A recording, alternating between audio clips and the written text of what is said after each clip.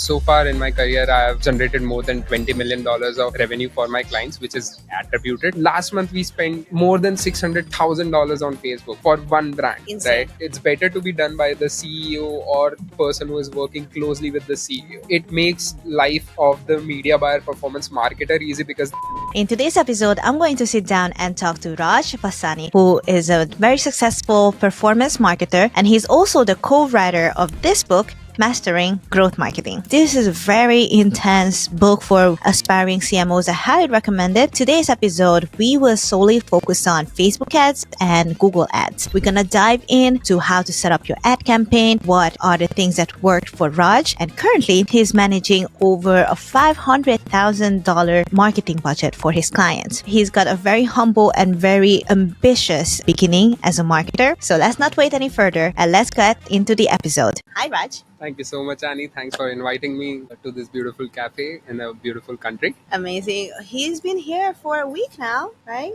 In Or more Vietnam. than a month? Oh yeah, around a month and 3 weeks in Saigon.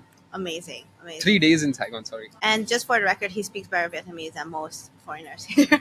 Much. All right. The way I got to know Raj, he is currently ads manager or Performance marketing manager. performance marketing manager at the Rich Devs company. And Rich was one of our guests at the Aspiring CMO last year. So I'm super stoked to have you talk about Facebook ads, Google ads, and overall performance marketing and how to win clients to your agency. Yes, I'm really excited to share whatever I know and help as many people as we can. Amazing. So would you like to introduce yourself a little bit? Sure. So I'm Raj Vasani, as Annie mentioned, and so far in my career, I have generated more than $20 million of revenue for my clients, which is attributed. It may be a bit more also, which may not be attributed. And overall, in terms of the ad spends, it has gone from starting with few $100 per day to literally spending more than tens of thousands of dollars per day.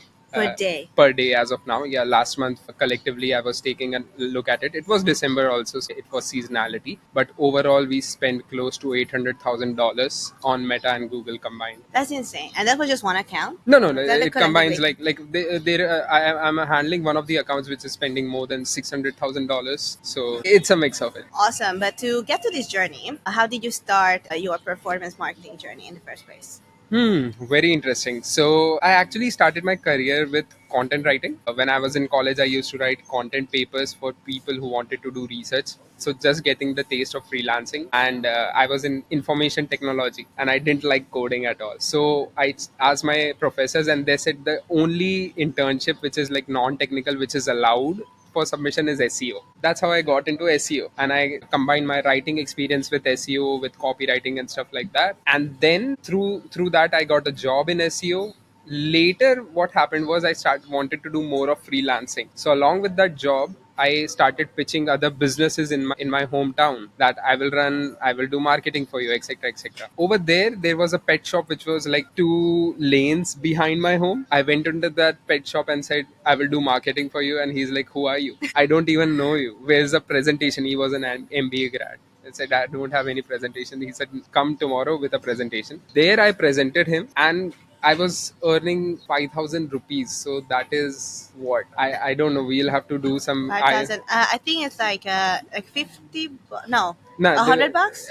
No. Maybe around that. Maybe a bit more, but 120, 130, 150 around that. But still, like Some a money month. which I was doing with freelancing. That was the win for me. And what happened was I wanted to run ads. That guy was not investing in ads. So what I got from him, I invested in his ads. Whoa. Yeah, just to get the taste of how performance marketing, paid ads, Facebook ads feels like. And in the first campaign, by spending the 5,000 rupees which I earned, reinvested into ads for their business, we were able to generate 45 leads of people interested in getting pets. Yeah. That's amazing. What was the offer you positioned? Do you still remember? I don't know. It might have been like many years ago. It was like there was no concept of offer creation or anything during that time in my head. It was just like, okay, people interested in dogs, I will run a campaign. Here's a creative which is saying we have cute little Labradors for you. If you are interested, fill the form. That's about it. That's amazing. That's amazing. Yeah. How old were you at the time? 20, 21. Whoa, Yeah, so around young.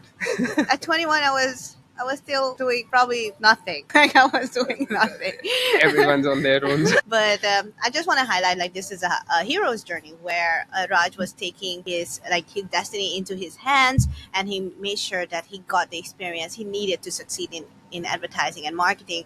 And not a lot of people do this. Running ads from your own pocket to a company that doesn't even pay you, that like the concept itself. Like I want you guys to sink this in and think more about like when you get into an obstacle, how do you overcome that Yeah. obstacle? I think the agenda has to be very clear. If at that point of time when I think if my agenda was just to make money out of freelancing, I wouldn't have done that. I wouldn't have even taken that project. I would have searched for some other project that would pay me double or triple of that minimum to get started with. But the agenda was very clear that I have to learn, irrespective of if I get paid or not. But I think taking that payment was really good because it, in a way, made me accountable for getting them the results. First, Exactly. this is like a personal point of view. Now, slowly after 5 years of experience, now the agenda is to balance the learning with the income that I'm making. Yes, So yes, it's yes, yes. about that, taking those steps progressively. Perfect. Yeah, the whole core of the aspiring CMO here is to like get the initiative, take on projects, even if you don't get paid for it, right? Because marketing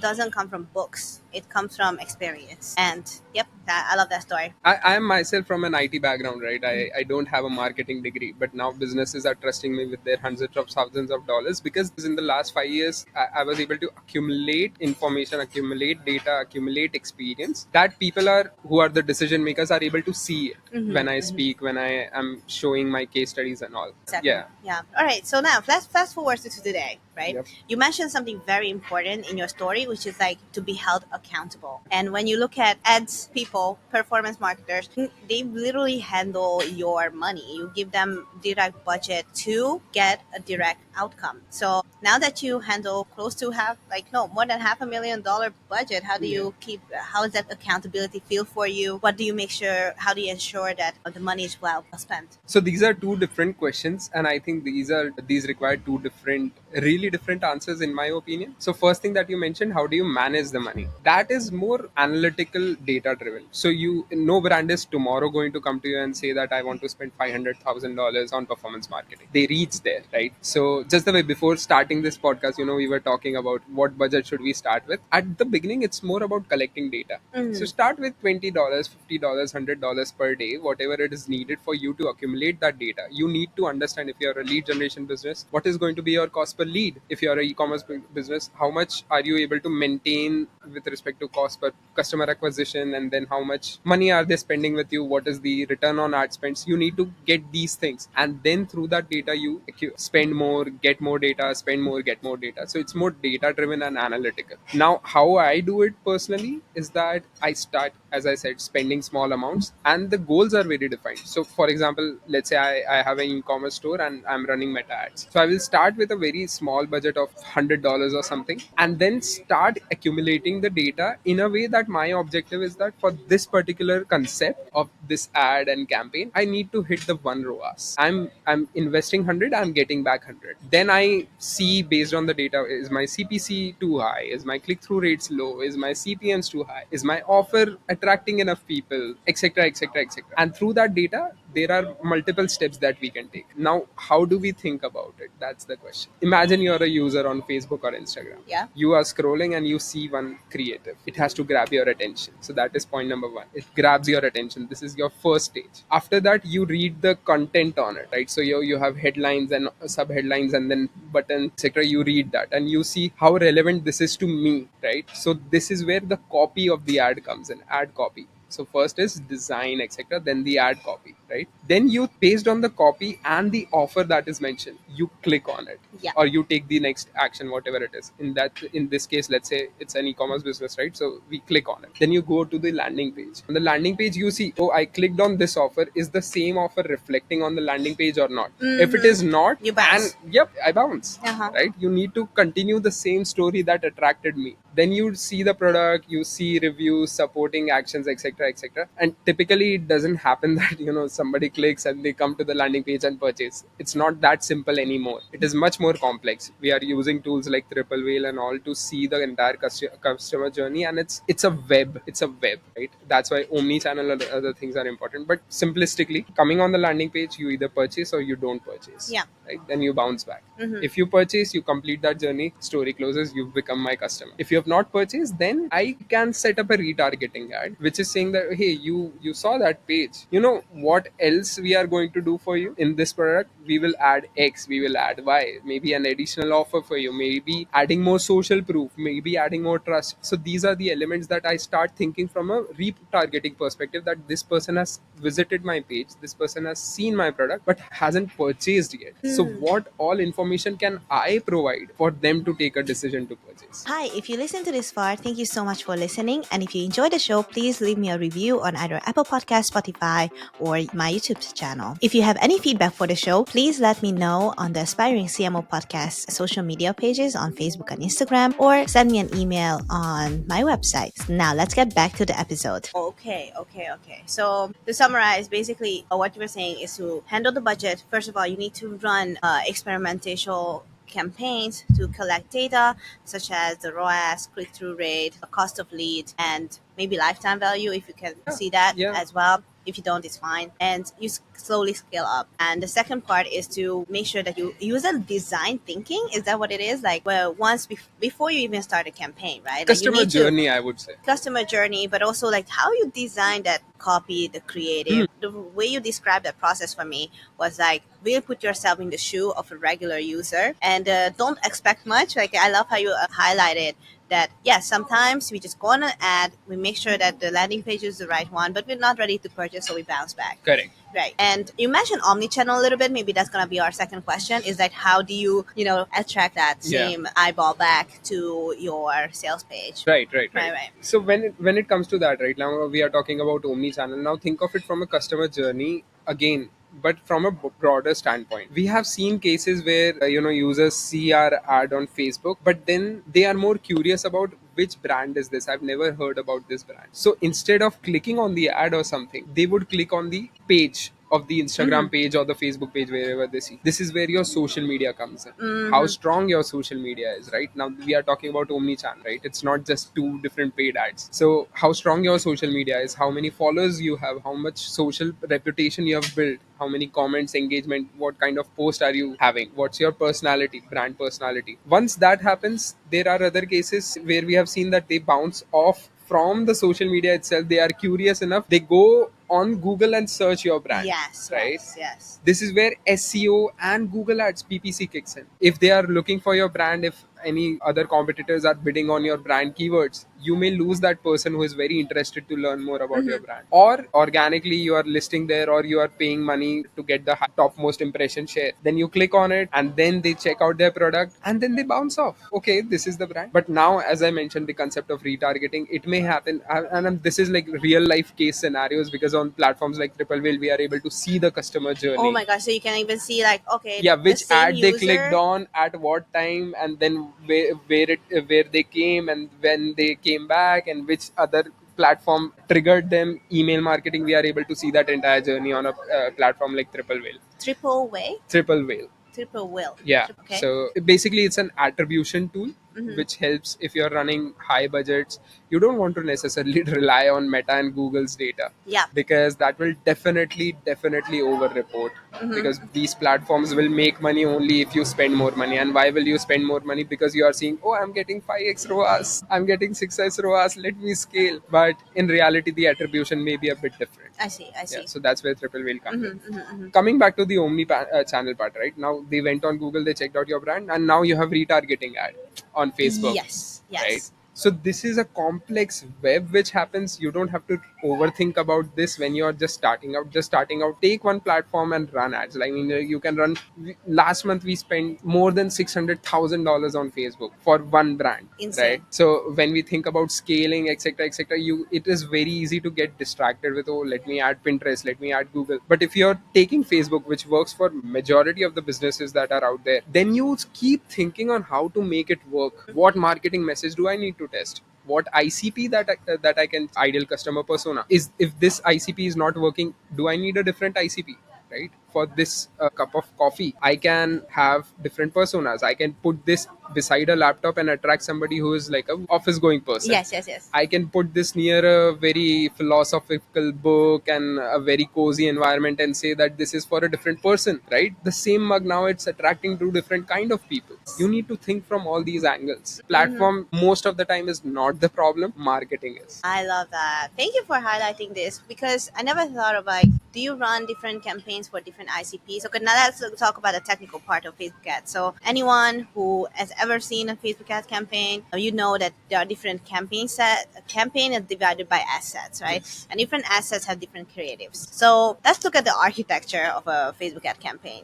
Would you create different campaigns per ICP, like ideal customer persona, or would you? How would you archetype? Okay. How would you Okay. build that up? Got You it. can also use the coffee example as a brand. You can also use your current company as a brand if you're comfortable with. But Yeah. yeah, Okay. So again, these structures will change based on the phase where the brand is. okay. Right. So in this coffee example, we are a very new brand, right? So we don't know who is our ideal customer. We have not found the product market fit, right? So we will be testing that. How I would test it is create one campaign which is ad set budget optimization. So I'm putting budgets at the ad set level, and at the ad set level, I'm having this cup near the laptop, this cup near the aesthetic background, this cup near 10 different situations with 10 different messaging, something like that, whatever my marketing concepts are. And I would give $10 per day budget to each, just giving a random example, and through that I will be able to collect data, and each one will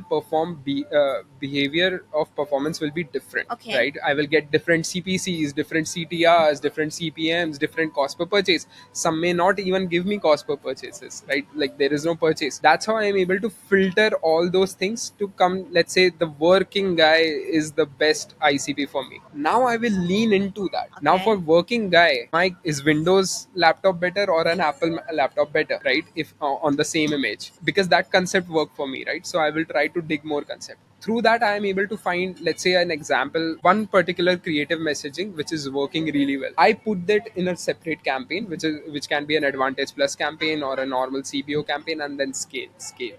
On the other hand, the other ABO campaign, it is going to get more testing ideas, right? But instead of me testing different personas, my test has narrowed down for this single persona what messaging will work, what offers will work.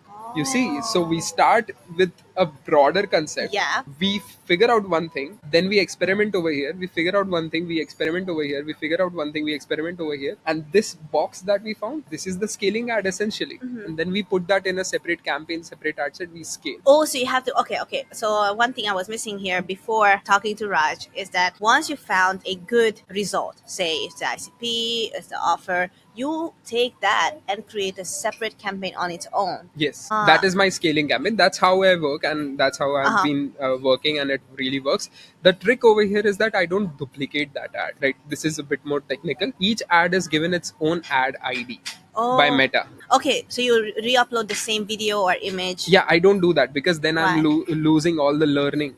So let's say that particular ad ID is there. You saw that ad, you liked it.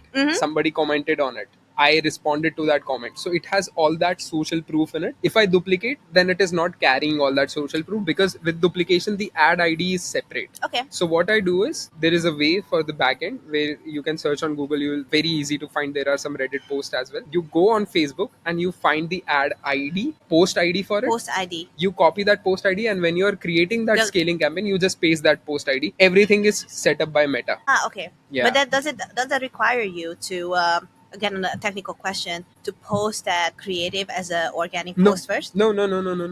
It can be just an ad. It will just have its own unique ID. That's how the algorithm is able to read it. Right? So you're just saying that algorithm that it's the same creative. We are creating it in a different campaign. Don't give it a new ID. Use the same ID. So algorithm is like, okay, fine. One thing I used to do when I used to run ads back in the day, guys, back in my day, which was like what 3 years ago. What I would do is I post like a same thing, coffee mug with the laptop as an organic post. I would Mm-hmm. get some organic interaction with it because Mm-hmm. the page has some followers. And then once I start up a campaign, I would just choose that organic post as my creative. Is that a good idea or not? Sure, you can test. See, it's all about testing. I cannot say it's a But good is that idea a? or not.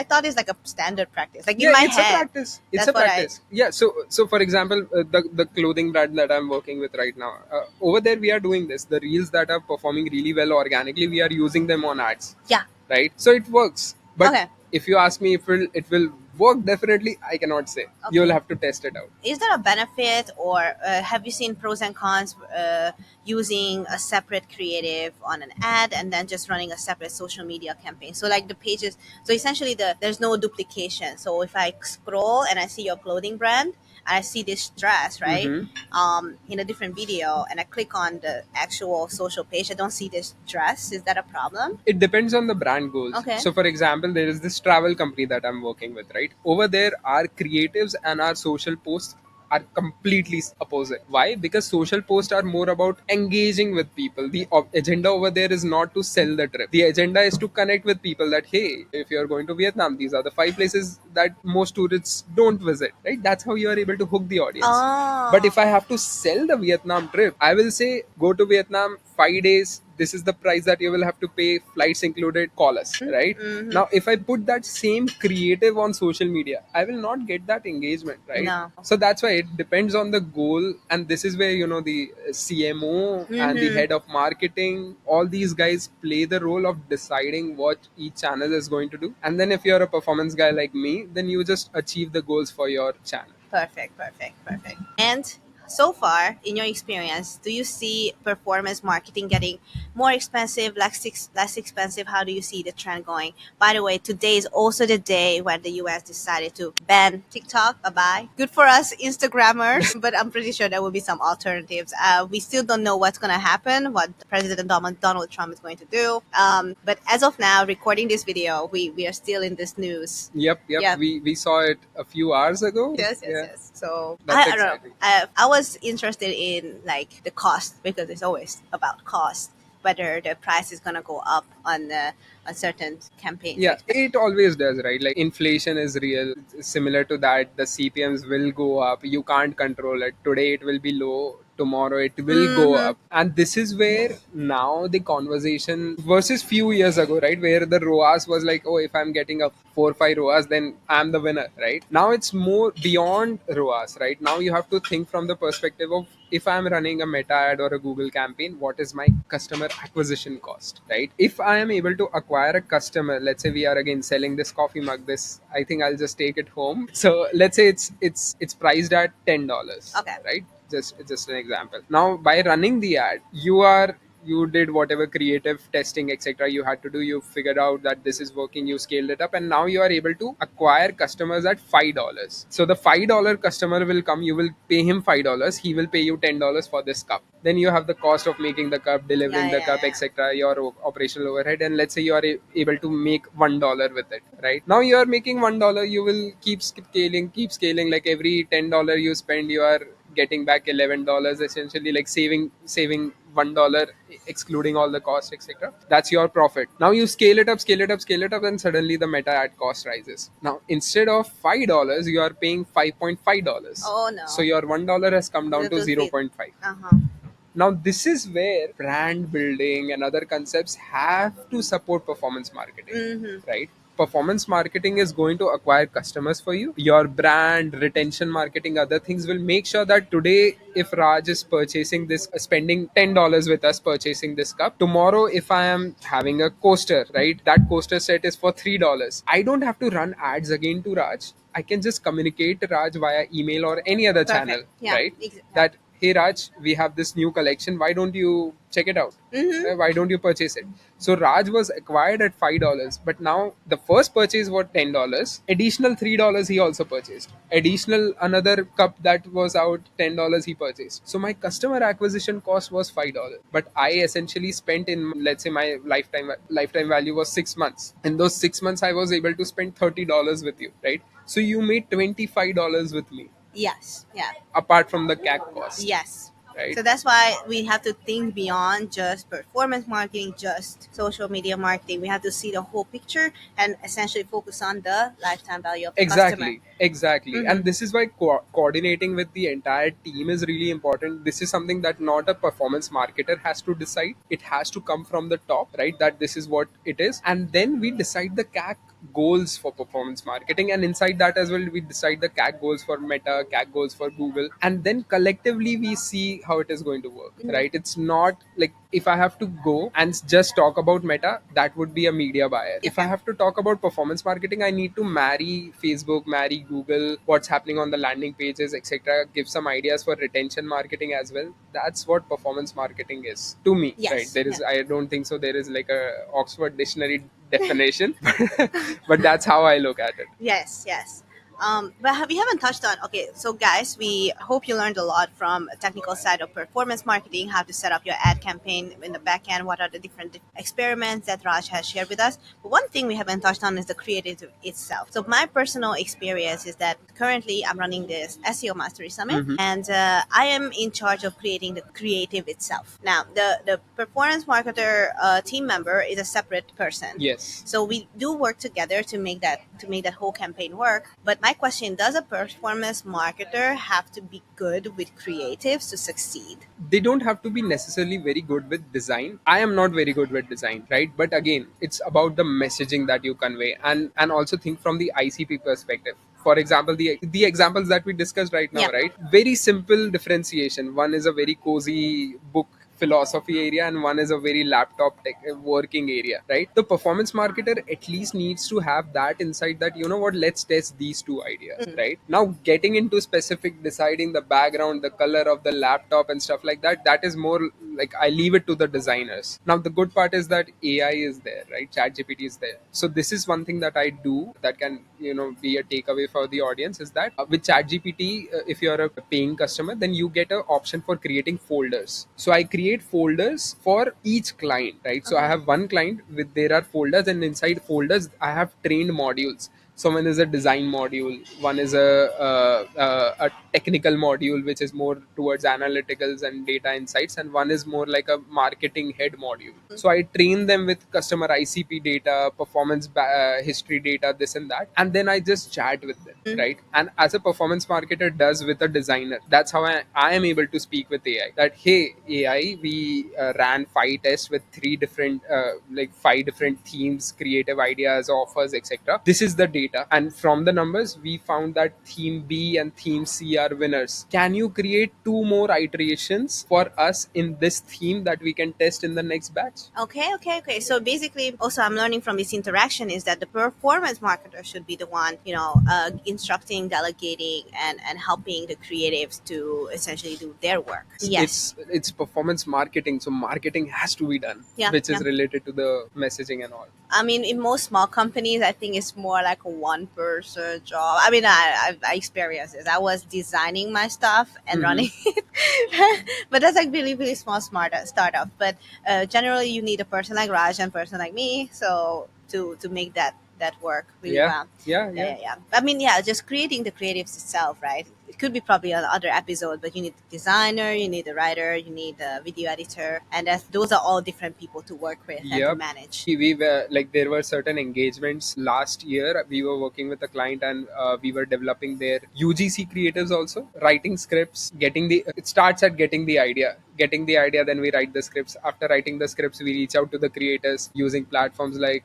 forgot the name, one starts with B, below or below or something, Where you can reach out to UGC. Yes. So reaching out to them, making sure that the product is shipped to them, making sure the negotiation is done, then getting the ad creatives, giving them the feedback on the ad creatives, then final creative is done, then we move on to the testing part. Yes. Ideally, for the initial first 5 to 6 steps that I mentioned, there's a person now emerging as a job category, is creative strategist. Creative strategy, not a creative director. Creative director, strategist, Okay, etc. Like, okay. if you're a big company, you will have a director and strategist, Okay. etc. But if you're a lean performance marketing team, then ideally having somebody who is a creative strategist who understands the creative side of things with performance, and then you have a media buyer who is going to run these tests efficiently and giving you data back with as low of experimental budget as possible. That's how you are creating this flywheel of a system. They create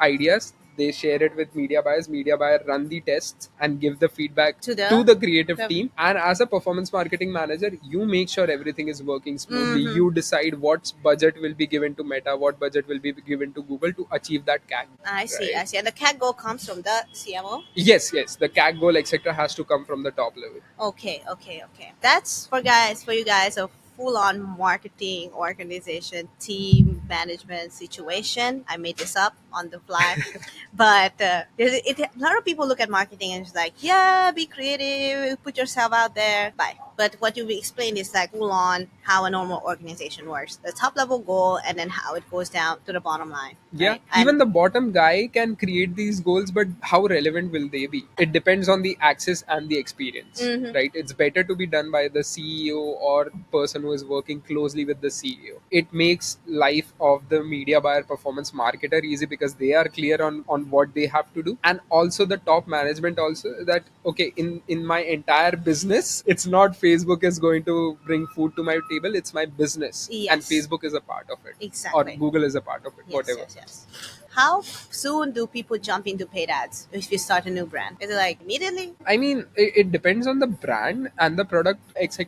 Right? So, for example, I recently was talking to a guy who is selling spices, right? In India, they have like modern spices, like top premium fields. They get those spices, make powder of it, etc. Proper Indian spices. And he reached out to me and he said that I want to run Facebook ads. I Okay. said, why? That was my question to him. Why do you want to run Facebook ads? He said, I am, new brand. I said, if you want discovery, Facebook ad is good. You can run some campaigns, but right now you don't even know if people will purchase your products. You are creating this brand, right? And he had the products sorted. If products were not sorted, I would be like, okay, fine, run some Facebook ads, see what kind of tractions are you even getting orders or not. But he had created all these products. So my recommendation was to him was do some marketplace, because the product is such. Nobody is on Facebook looking for spices. Yeah, we're just gonna on our toilet trying to like scroll and like waste Yeah, time. tea etc, these are the things that you go to a shopping mall, or you are on Amazon, or there are just the way in Vietnam we are having Grab, in India we have Uber. no for food delivery Oh, and food all. Yeah, delivery. so we have Swiggy, we Swiggy. have Blinkit, all these things which deliver groceries to us. So put your products there, like people are discovering products there. Once you are at a stable stage, you have some fans and you are seeing that okay, this is the best combination of spices which are selling well, then you bundle the five so that your AOV is substantial. AOV is Average order value. average order value. Yeah. Okay. Because we also have to make sure that we are getting the money back, right, for this $10 cup. Yes, yes, yes. That was like a full marketing breakdown for us, which is why ad break. If you want to learn more about this, make sure you check out this book where Raj was one of the main contributors.